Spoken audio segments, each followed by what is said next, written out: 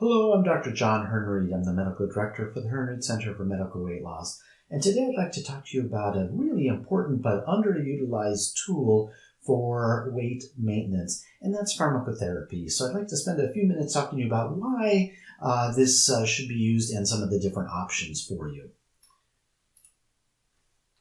So when we talk about weight management, there's no doubt that our diet can achieve significant weight loss well beyond any weight loss medication. But the focus really should be avoiding weight regain once you've spent all that time and energy and money losing that weight. So the reality that we now understand is this is so much more than willpower. We've always talked about this as a disease of abnormal energy storage, and what's really happening, and is somewhat evident in this very complicated slide, is that the amount of weight is highly controlled in the deepest part of our brain, the hypothalamus, and there's all kinds of cross-signaling back and forth between our intestines and our stomach and even the body fat and the higher parts of our brain and the muscles, all going back and forth, leading to an attempt to really try to keep the amount of weight constant. So when we try to lose weight, what happens is we generally will do this by decreasing calories and somewhat increasing activity, and we do this with our nutritional ketosis.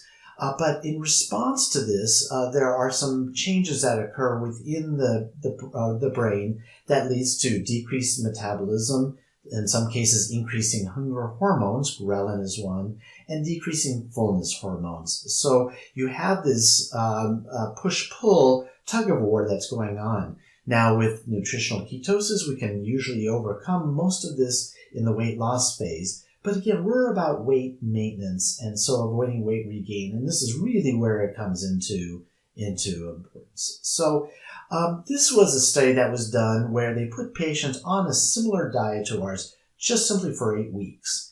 And then they stopped them fairly abruptly. They didn't really do any sort of classes or groups or anything like that at all.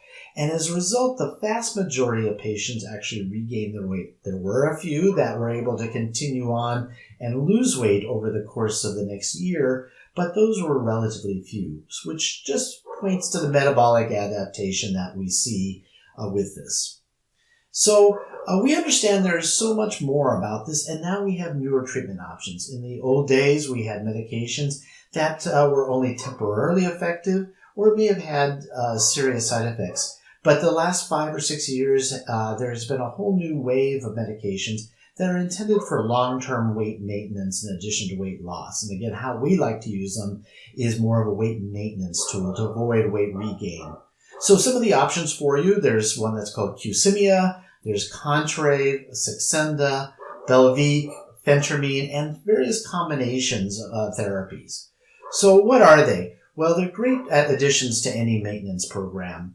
They're generally safe with very few side effects, and they really are addressing the physiological responses that make us want to regain weight, that metabolic adaptation. And in a few cases, they've been shown to prevent the onset of diabetes and cardiovascular disease. So they really do have some beneficial side effects.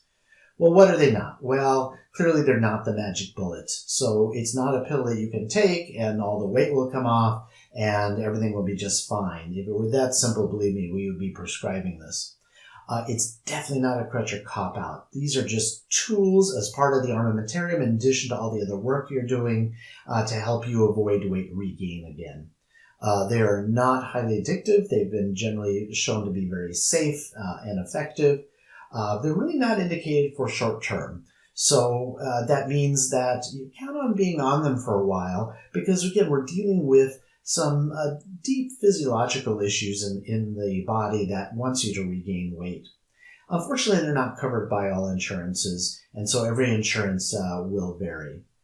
So I'd like to spend some time in the future going through each of these different medications to share with you sort of my thoughts about them and give you some insight. So the next presentation, I'll be talking about liraglutide, otherwise known as Saxenda. In the meantime, if you think you might be interested in weight loss medications, the medical staff at the Hernreid Center are all very skilled in being able to evaluate and prescribe these medicines. And so feel free to make a medication appointment with the medical provider, and they'll be happy to guide you through this. If you have a general question, feel free to reach out to us at info@keepitoff.com, and I look forward to sharing more with you in the future. Thank you.